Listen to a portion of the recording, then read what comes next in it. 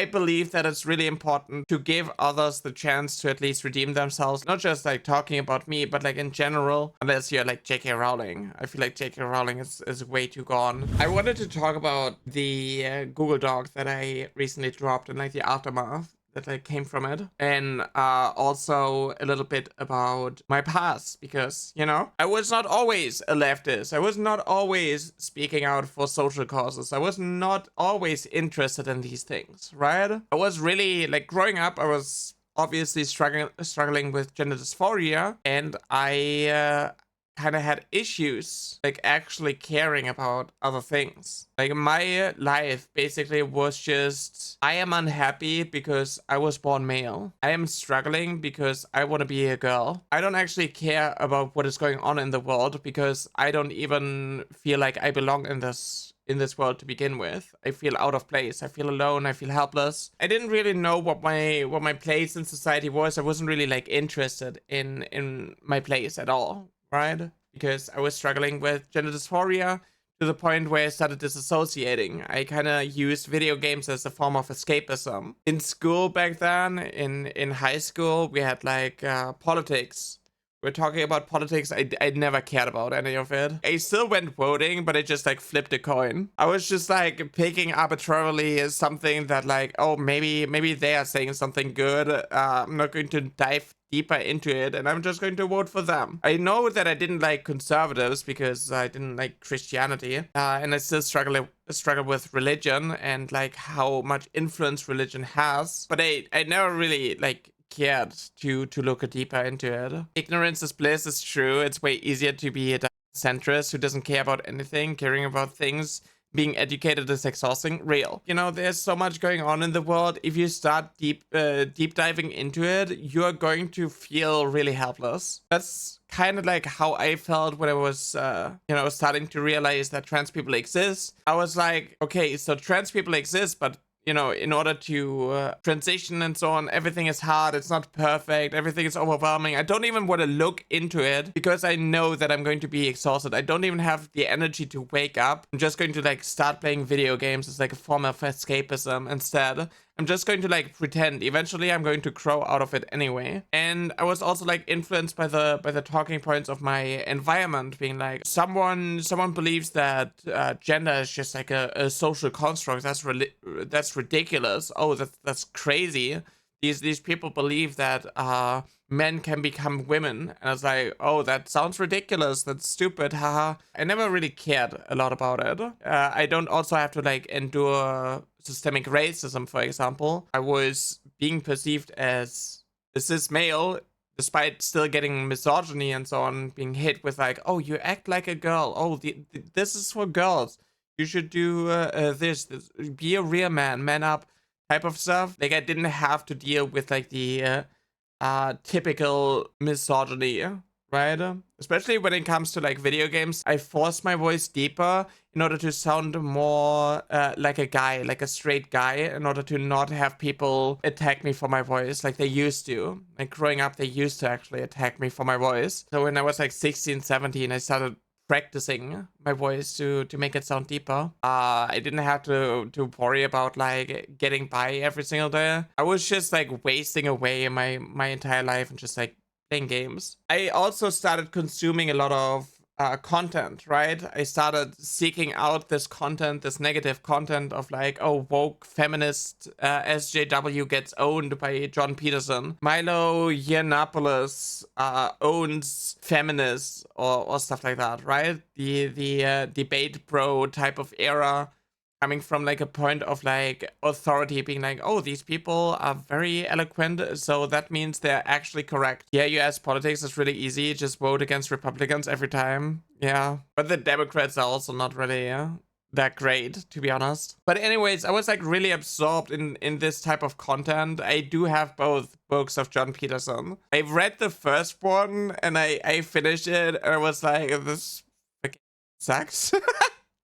Like, thank you. Okay, what do I do? John Peterson is literally be dumb, sound smart. That is a very effective strategy though, right? If you say these like quote unquote apolitical talking points, if you say right-wing talking points, but you make them sound reasonable because you exploit the ignorance of people, then you are going to attract a lot of people in the center. And anybody who like calls that out, anybody who is like opposing that is getting like portrayed as someone who's like a triggered snowflake who's freaking out. That's just how it goes. That's why so many people like fall into this pipeline. And I fell into that pipeline too. I didn't know that I was like actually drifting more and more to the right. I considered myself to be someone to see both sides of the coin. And I had that when it comes to like trans topics. Like I started reading more and more into like trans stuff, right? And I saw more and more transphobia. And I started calling that out a long time ago. Like, I don't know, 6-7 years ago. I started calling it out more and being more vocal about like trans topics and argued with people who are transphobic, who are bigoted. I didn't actually care about other societal issues. I didn't read about like how systemic racism is like a thing. I was still believing like oh, they are saying you can't be racist against white people, but actually racism is defined as like, you know, stuff like that. And then it's like, well, actually, it's about like systemic racism, but I never actually was invested into that, and I just like dismissed these things because it's like, this sounds reasonable to me. So I can't believe that I was full-on ref fan and anti-woke like just over a year ago. Generally thought I'm a good trans person. Yeah, I had that too. I was like, well, you know, like I'm trans, but like I'm one of the good ones, right? I'm not one of those like leftist freaks who are just like screaming and being annoying, right? I'm one of the good ones. I'm just like trying to have like find like a middle ground. I'm just trying to explain my own personal experiences when it comes to like trans topics, but I'm not, you know, I'm not out there and like yelling at people who misgender me, right? I'm not out there starting fights with people because they called me sir when I obviously look like a man, right? I know, like I'm trans and I want to transition and so on, but like I'm one of the good ones because I know that I'm a man. I know that I'm a male. Like I have these lines of thinking, and it's really detrimental. It's going to like eat you up. It's going to make you feel invalid, and it's going to make you surround yourself with people who are basically only supporting trans identities if you appeal to them. It's like, oh, in order to call a trans woman a woman, said trans woman needs to earn the respect of everybody and needs to be good in order to deserve the label woman. It's like people be like, oh, Blair White is actually one of the good trans people because she at least knows that she's not a real woman. That's why I'm allowing her to be called she, her. She also puts in so much effort in order to look like a woman. Look, there are so many trans women who demand to be called a woman and they look like men. It's kind of like missing the point in order to say a bigot. And I fell for that too, right? Nyara used to be a transphobic edgelord when I was 18 to 20, and the more I tried to research anti-trans narratives to support my bigotry, I actually ended up discovering that I'm a trans woman. The very group of people I tried to harm, I still feel guilty about it. The fact that I betrayed my own and harmed them. I feel like it's very important to not look at your past when it comes to things like that. Like, I get feeling guilty. I feel guilty too. But it's okay to like acknowledge like, hey, you were ignorant and I'm going to be better moving forward, right?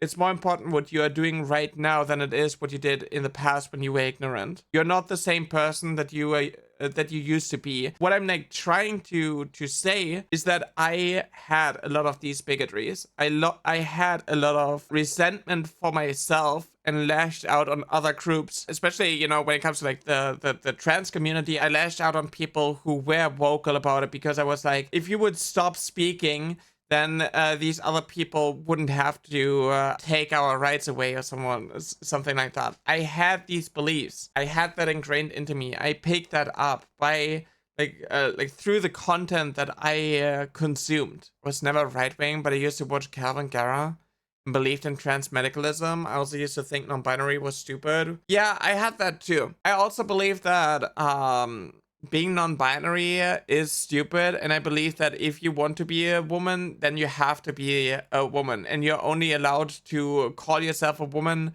once you reach a certain point in your transition. Like, I believe that I need to start HRT in order to come out. I need to not only start HRT, but I also need to go through the second puberty and have like the results. I also need to present more like a woman. I also thought that like, oh, I needed to have like the surgery in order to be a woman. Like, for me, obviously I had a lot of bottom dysphoria, so I just like projected that onto others. Be like, oh, if you want to consider yourself trans, you need to have like dysphoria, a similar level of dysphoria that I do, but like that's just not the case. And it's also really bad to make being trans into like a, oh, if you want to be a trans woman, then you have to look like a woman, you have to have all the surgeries, you have to medically transition and so on. It's just shoving people into boxes again, right? Instead of breaking the boxes that are trapping us, it's just you're shoving yourself from one box into another, and everyone has the money for that. Yeah, and not everyone has the dysphoria. Like, it's not a fix for everyone. It's not a necessary step, and for the most part, I never really wanted to like do like self-reflecting, right? I always consider myself to be one of the good ones because I saw both sides of the coin. Like, I consumed a lot of like right-wing stuff, and I knew how like the left is being portrayed through that. So I obviously knew everything about the left and like social causes. It's the same with like going like, oh, Black Lives Matter. No, no, no, actually all lives matter. And then being like, that sounds reasonable. And I fell for this pipeline, and because I wasn't affected myself, I did have a lot of other bigotries that I'm still trying to work on, being like a little bit more aware about social issues. So I actually dropped a Google Doc, a tiny small little Google Doc with the tweet, hey everyone, as a creator who is very vocal about trans rights and calling out bigotry, I want to address and apologize for my own series of bigoted tweets from 2 years ago. So this has 175,000 views, and a lot of right-wingers are like, Nyara made the IDUBS transformation. Nyara is a bigot too. Nyara is worse than Kirsche. Nyara is left-wing grifting or something. Like, there are a lot of big right-wing accounts who are pushing these things. The thing is, like, 2 years ago, I kind of had like a breaking point. I really had to like reevaluate, self-reflect on the things that I said, and it kind of broke me. I started working on being better, being more socially aware, going woke. And I feel like it's really important because if you are trans and you have like a lot of self-hatred and you are falling for this right-wing bubble, it's good to consume content from people who've been there but chose a different path. IDUBS transformation, how the f is that even comparable? IDUBS went from one type of weird to another. You went from trying to be one of the good ones to actually being one of the good ones. I mean, I'm not perfect. I'm still struggling. I still have my moments, but I want to be like a little bit more aware. But in this situation back then, was basically arguing with a lot of like LGB without the T type of people, right? 2 years ago, there was like the hashtag was trending. I was arguing with people who are like obviously on the right, who are transphobic and so on. I'm trying to like see both sides of the coin. After I saw some tweets about like how the term spirit animal is like cultural appropriation, and it should be like gate kept and so on. But because I still had like a lot of bigotry, and I also had like a lot of ignorance and arrogance, I was like, hey, actually gatekeeping your culture is bad, and these are like the reasons why, and actually there are other cultures who had animal spirits, so you are all invalid and like that. And it kind of made me crash out. It made me crash out to the point where I just like used extreme like racist tropes, and then like started to like justify it with like the facts aren't racist, actually. You know, I had I had some tweets here. You only want to domesticate me so you can eat me. And then someone replied with, we don't eat pork. And then I was like, you prefer dogs. Which is like, yeah, okay. Racism as the punchline. Haha, very funny. Edgy joke, dark humor type of stuff, right? And obviously I got like a lot of backlash for it, which is like obviously justified. I felt kind of like the entirety of the political spectrum was just about was just against me, right? Like, oh, the left, the leftists are lunatics and they get offended over everything, and the right, they just, you know, they're just transphobic and they want to kill me type of situation, right? The leftist mob, they want you. Yeah, exactly. So I actually started to have like these sorts of like crash outs where I was like, oh, I'm stressed out because they're all like dogpiling on me and they're canceling me and stuff like that. Like I just started crying the victim, which is something that like right wingers love to do. People on the right, people on the center, they're anytime they're getting a mildest bit of backlash and want to be held accountable by people, it's just like, oh, the woke left is out to get you. And I tried to apologize then, but I didn't actually take any accountability. I was just like, oh, here's the context, right? A pirate software type of apology. Being like, I'm not taking any accountability. I'm sorry for what I've done and I went too far, but actually you have to understand the context around these things. And then people were like unhappy with the apology, and then I was like being turned off by, you know, the left even more. It's like, oh, nothing is ever good enough for you. It's like, if you do these things, you're pushing me further and further to the right type of shit.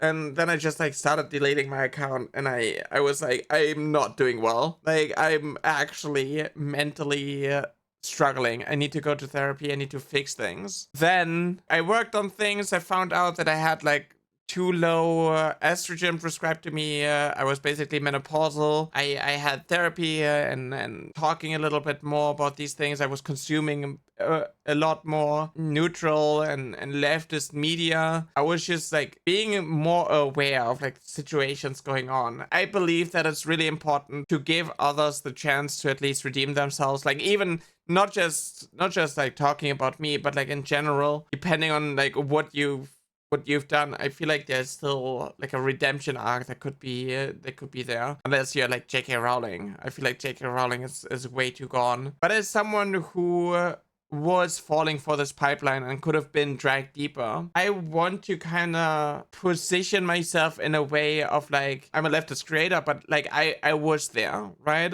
I was in this pipeline. I understand it. I understand the arguments, understand the circumstances a little bit more from like the environment and like what you are learning. It's totally fine to make mistakes, but it's not fine to keep doubling down and tripling down. You know, basically just digging yourself deeper and deeper into like a hole. And I still have moments like I still don't understand everything. I don't understand everything about like systemic racism and so on, but I'm like willing to learn, even if I still have like issues with like being a little bit arrogant sometimes. I will always forgive anyone who has shown genuine remorse and has taken active steps to improve. The whole I'm beyond redemption thing is total bullshit, and it's why people don't improve. I feel like purity testing is really dangerous. I can understand where it comes from, but I think that it is still important to view other human beings, especially those who are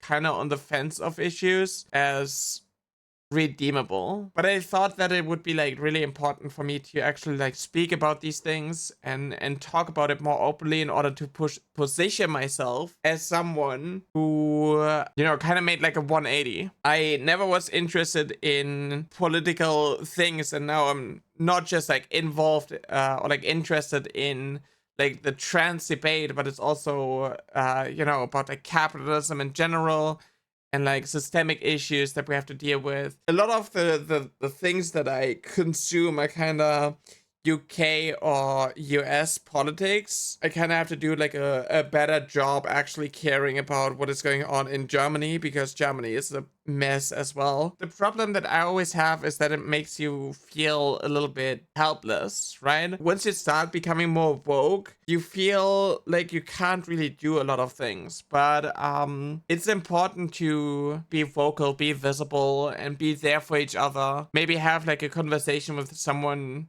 and they are able to concede to some talking points, and maybe you're changing them, right? Maybe you're helping someone else out of that bubble, out of that echo chamber. That's kind of like how I feel about my own personal content. To give people who disagree with me, giving them the ability to voice the talking points that they picked up, and then dismantling them one by one and like explaining the bigger picture. If they are obviously refusing to listen to anything, then like I can't help them. You know, you can't save everybody. But sometimes you have people who are, you know, coming into my chat and they tell me they learned a little bit more about the trans talking points. And I kind of want to also do this for other groups, right? Have people who are affected by certain issues, give them a platform to like talk about their experiences and like sharing the things that I'm not qualified to talk about.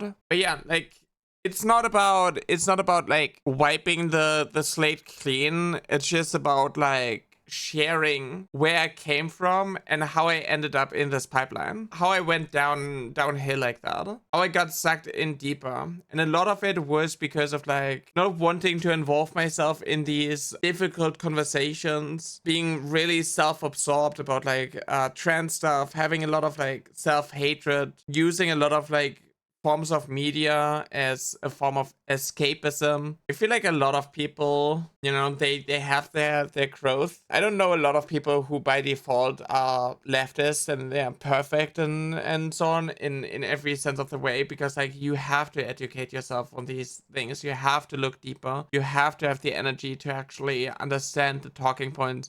You have to hear the talking points and know a lot about it in order to actually call out the underlying bigotry that it's rooted in. I'm just like trying to do that specifically for like trans stuff, but I think it's also important to do that for other topics and have like a little bit of a broader understanding of systemic issues. Obviously, the right loved picking this up. That account, this one posted it, and Asmongold reacted to it, and Kirsche boosting it. All of the big names, because like how dare I call other people out when I am a racist and so on. The difference is that I'm no longer like doubling down like that, and I'm trying to be better.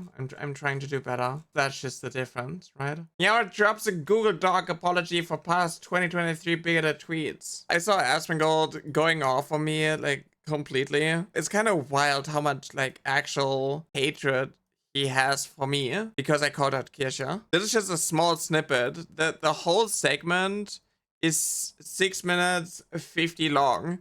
It's probably the longest he ever talked about me. But this is just a small little snippet. And so we're going to remind you about this all the time. We're never going to let you forget this. You're never going to be able to live this down. And the reason why is because I don't like you. That's the reason why. I don't like you.